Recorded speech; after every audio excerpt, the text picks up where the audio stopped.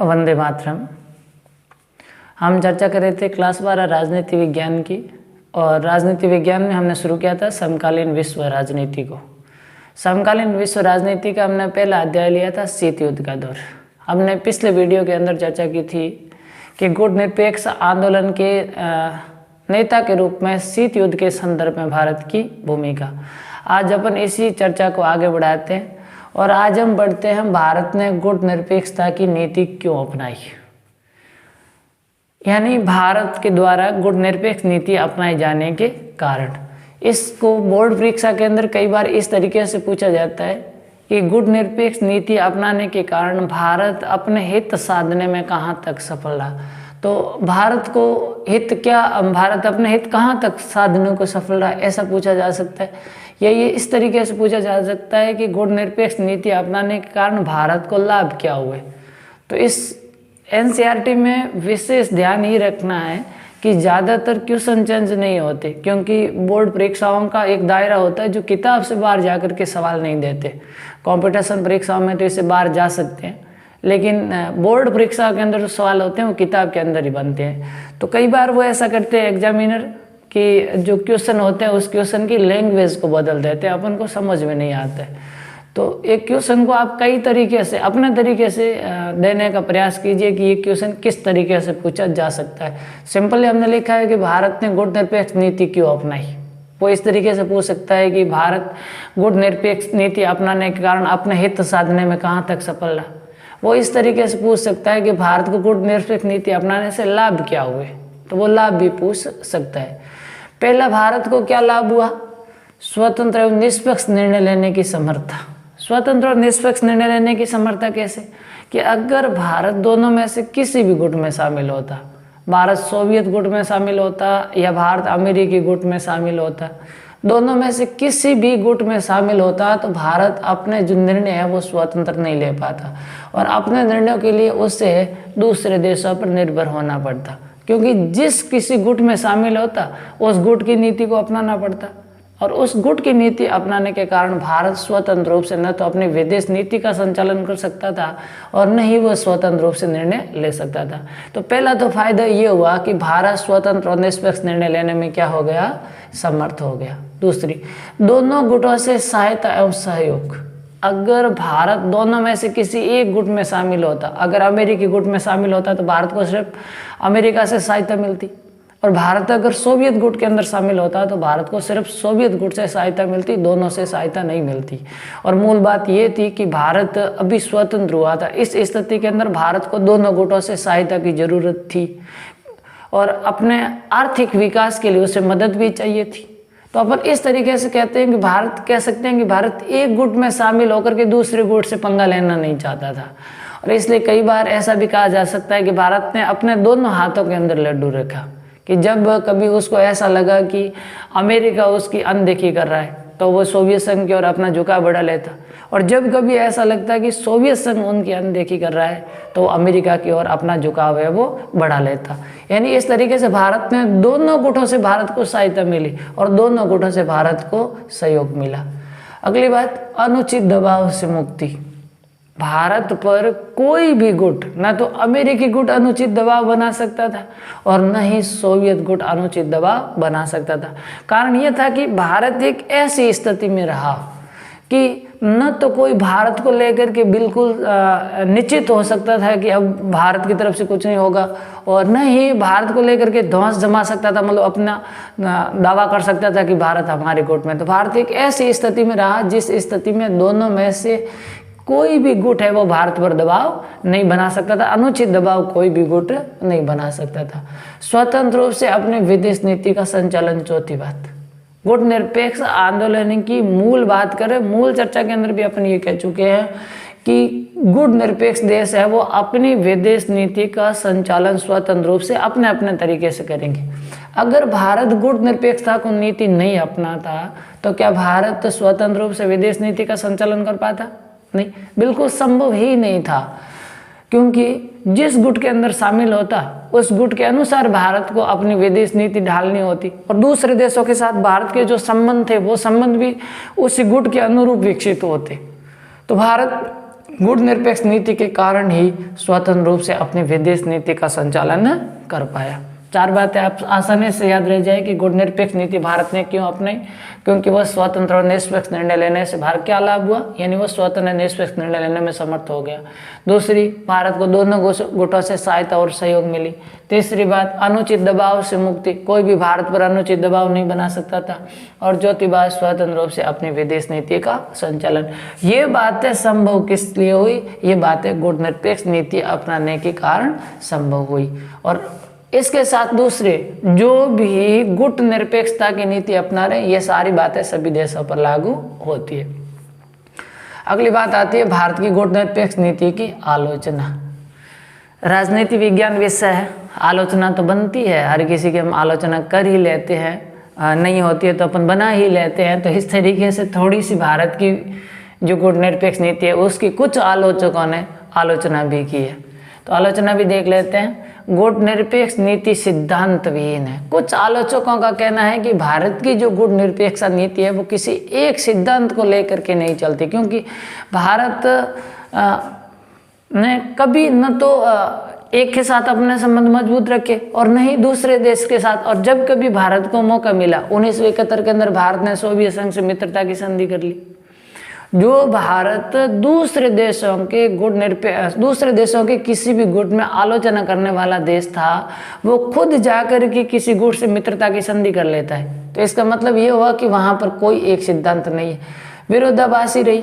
दूसरों की आलोचना करने के बाद भी खुद दूसरे गुट में शामिल गुट से मित्रता की संधि की, तो ये विरोधाभासी नीति कही जा सकती है। अस्थिर इसलिए कहते हैं कि कोई भी जब अंतर्राष्ट्रीय पक्ष किसी भी मामले का समर्थन करना था, एग्जाम्पल के तौर पे जब उत्तरी कोरिया ने दक्षिणी कोरिया पर आक्रमण कर दिया, तो भारत की नैतिक जिम्मेदारी तो ये बनती थी कि वो दक्षिणी कोरिया का समर्थन करे, लेकिन भारत किसी का भी समर्थन नहीं किया। मतलब अंतर्राष्ट्रीय राजनीति में ऐसे बहुत सारे मामले आए जिस समय भारत को किसी एक पक्ष का समर्थन करना चाहिए था, लेकिन भारत वहाँ पर कोई समर्थन नहीं करके बिल्कुल जो बचता रहा इन मामलों से। तो इस तरीके से हम कह सकते हैं कि भारत की विदेश नीति कभी एक सिद्धांत को लेकर के नहीं चली। भारत की विदेश नीति अस्थिर रही, विरोधाभासी रही। आगे वाले सवाल आती है गुट निरपेक्षता आंदोलन की प्रासंगिकता।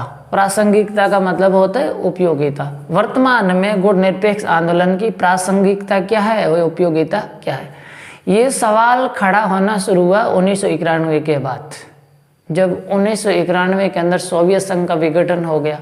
और सोवियत संघ के विघटन होने के बाद अंतर्राष्ट्रीय फलक पर अमेरिका एकमात्र शक्ति के रूप में रह गया।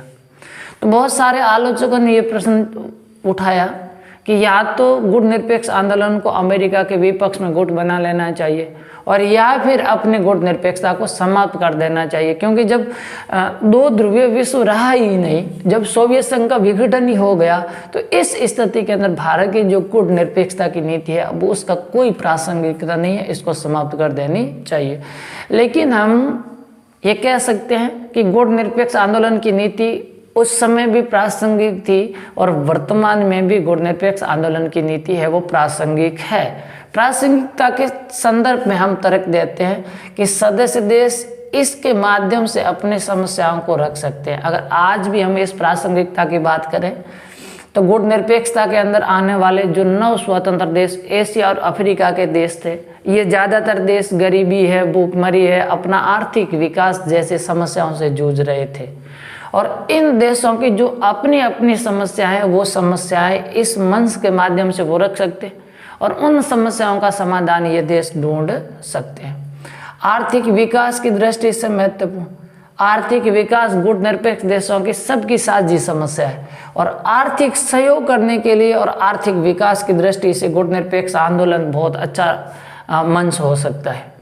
पारस्परिक सहयोग और सहायता के लिए ये देश सारे के सारे जो गुट निरपेक्ष दे रहे इसमें औपनिवेशिक दास-दास से गुलाम रहे हैं और इन देशों का शोषण हुआ है। ये देश पारस्परिक सहयोग करके अपने आर्थिक विकास को मजबूत बना सकते हैं। स्वतंत्र विदेश नीति के संचालन के लिए गुट निरपेक्षता के माध्यम से ही स्वतंत्र विदेश नीति का संचालन किया जा सकता है और महाशक्तियों के प्रभाव से मुक्त रहने के लिए कोई भी अनुचित दबाव, कोई भी महाशक्ति है वो अनुचित दबाव इस पर नहीं बना सकती। इन मामलों में देखते हैं कि गुट निरपेक्षता की नीति आज भी प्रासंगिक बनी हुई है। ये तो कुछ सवाल थे जो एनसीईआरटी ने सीधे किताब के अंदर दिए और हमको सीधे सीधे समझ में आ गए। जब हम पाठ पढ़े तो पूरा का पूरा हमको आसानी से समझ में आ गया और इन सवालों को तो कोई भी आसानी से कर लेगा।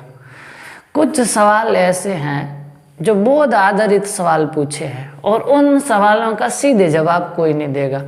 एनसीईआरटी बहुत सारे सवाल ऐसे हैं जो सीधे लिखे हुए नहीं मिलेंगे। जब आरबीएससी का सिलेबस चलता था तो अपन किताबों को ढूंढते थे, वैसे सीधे क्वेश्चन और आंसर हमको सब मिल जाते थे, आसानी से याद भी हो जाता था।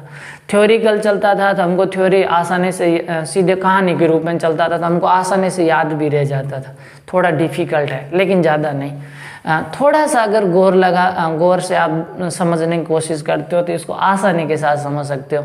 कुछ सवाल ऐसे पूछे हैं, मैंने सीधे सवाल लिखे हैं बोर्ड पर और सीधे ही मैं आपको समझाने का प्रयास करूँगा। नोट्स के रूप में मैंने आपको वो दे दी है एप्लीकेशन के अंदर और एप्लीकेशन के अंदर से आप एक बार देख सकते हो। यहाँ पर अपन सीधे समझते हैं। बोध आधारित पहला सवाल दिया है, गुट निरपेक्ष आंदोलन को तीसरी दुनिया के देशों ने तीसरे विकल्प के रूप में समझा। जब शीत युद्ध अपने शिखर पर था तो इस विकल्प ने तीसरी दुनिया के विकास में कैसे मदद पहुंचाई। ये एक दुनिया शब्द और डाल दिया। मैं इसकी आगे भी चर्चा की है, फिर से आपको बता देता हूँ। प्रथम दुनिया का मतलब है पूंजीवादी गुट जो अमेरिका के नेतृत्व में चल रहा है। दूसरी दुनिया का मतलब है साम्यवादी गुट जो सोवियत संघ के नेतृत्व में चल रहा है। और तीसरी दुनिया का मतलब है गुट निरपेक्ष आंदोलन। इसके सिवाय जो अन्य देश बचे थे वो आते हैं गुट निरपेक्ष सहित तीसरी दुनिया के अंदर। तो इसने पूछा गुट निरपेक्ष आंदोलन को तीसरी दुनिया के देशों ने, मतलब गुट निरपेक्ष और अन्य देशों ने तीसरे विकल्प के रूप में समझा। तीसरे विकल्प, दो विकल्प कौन से? एक तो अमेरिका का विकल्प और दूसरा सोवियत संघ का विकल्प। और तीसरा विकल्प कौन सा? गुट निरपेक्षता का। जब शीत युद्ध अपने शिखर पर था, शीत युद्ध का चरम बिंदु कौन सा? क्यूबा मिसाइल संकट अपने चरम पर था, तो इस विकल्प ने तीसरी दुनिया के विकास में कैसे मदद पहुंचे। मतलब ये पूछना चाह रहा है कि गुट निरपेक्षता आंदोलन ने जो ये तीसरी दुनिया गुट निरपेक्षता वाले देश थे और इसके सिवाय अन्य जो देश थे उन देशों के अंदर, जो देश पूंजीवादी और साम्यवादी गुट में शामिल नहीं थे, उन देशों के विकास में गुट निरपेक्ष आंदोलन ने कैसे भूमिका निभाई। देखिए, ये अपने आर्थिक विकास और गरीबी की समस्या का समाधान कर पाए। गुट निरपेक्ष देश यानी तीसरी दुनिया के जो देश थे वो अगर गुट निरपेक्षता में शामिल नहीं होते तो समझ लो क्या वो अपना आर्थिक विकास कर पाते? क्या वो अपनी गरीबी की समस्या का समाधान कर पाते? नहीं। क्यों? आर्थिक विकास का मतलब था अगर वो किसी भी गुट में शामिल होते तो अपनी अर्थव्यवस्था और अपने संसाधनों का अधिकांश हिस्सा उनको हथियारों पर लगाना होता। गरीबी की समस्या पर बिल्कुल भी ध्यान नहीं दे पाते। और जब ये तीसरे विकल्प के रूप में गुट निरपेक्षता में शामिल हो गए तो इन्होंने अपने आर्थिक विकास पर भी ध्यान देना शुरू कर दिया और गरीबी जैसी जो भी समस्याएं थी उन समस्याओं के समाधान ढूंढ लिए। दूसरा फायदा ये हुआ अपनी स्वतंत्रता व स्वतंत्र विदेश नीति का संचालन।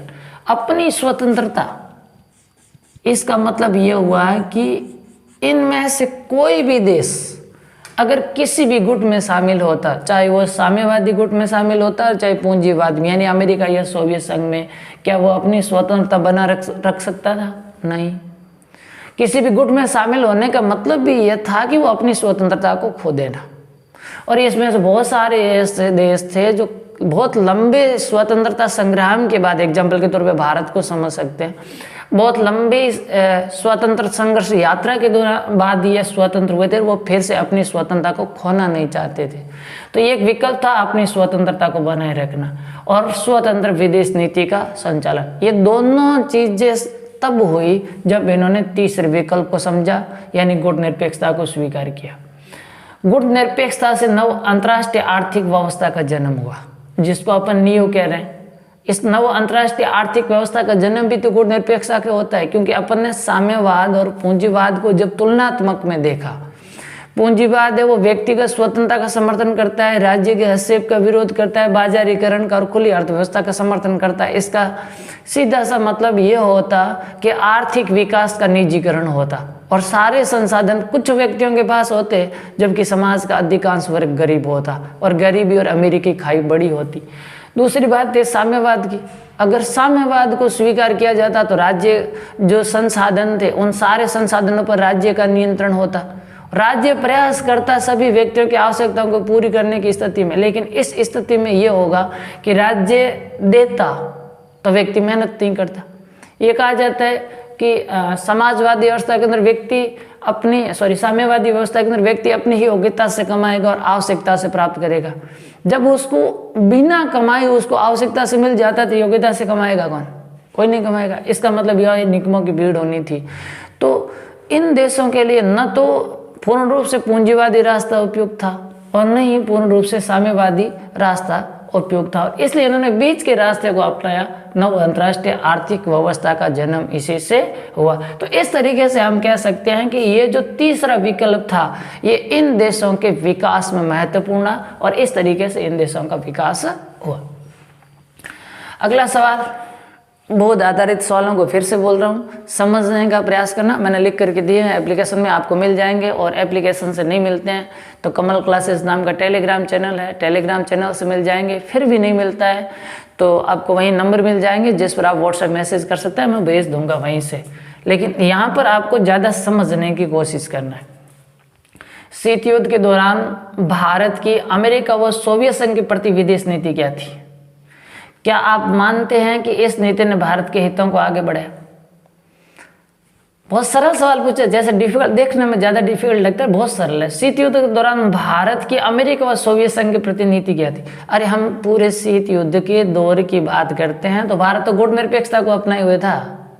भारत की नीति क्या थी? गुणनिरपेक्षता की नीति थी। क्या आप मानते हैं कि इस नीति ने भारत के हितों को आगे बढ़ाया? बिल्कुल मानते, क्योंकि जब गुटनिरपेक्षता की नीति अपनाई तो भारत को दोनों गुटों से लाभ हुआ। भारत अपनी स्वतंत्रता बनाए रख पाया, भारत अपने स्वतंत्र रूप से विदेश नीति का संचालन कर पाया, भारत आर्थिक विकास और गरीबी जैसी समस्याओं का समाधान कर पाया। तो हम बिल्कुल इस कथन से सहमत हैं। नीति क्या थी? गुटनिरपेक्षता की थी। क्या मानते हैं कि इस नीति से भारत के हितों ने आगे बढ़ा? बिल्कुल मानते हैं, क्योंकि इसी के कारण ही भारत अपनी स्वतंत्र विदेश नीति, अपनी स्वतंत्रता, अपना आर्थिक विकास, गरीबी जैसी समस्याओं का समाधान है वो इसी के कारण कर पाया। अगला सवाल पूछा, कभी कभी कहा जाता है, दिल्ली का भले कौन मना कर रहा है, फिर भी पूछा क्या है वो सुनो। कभी कभी कहा जाता है कि शीत युद्ध सीधे तौर पर शक्ति के लिए संघर्ष था।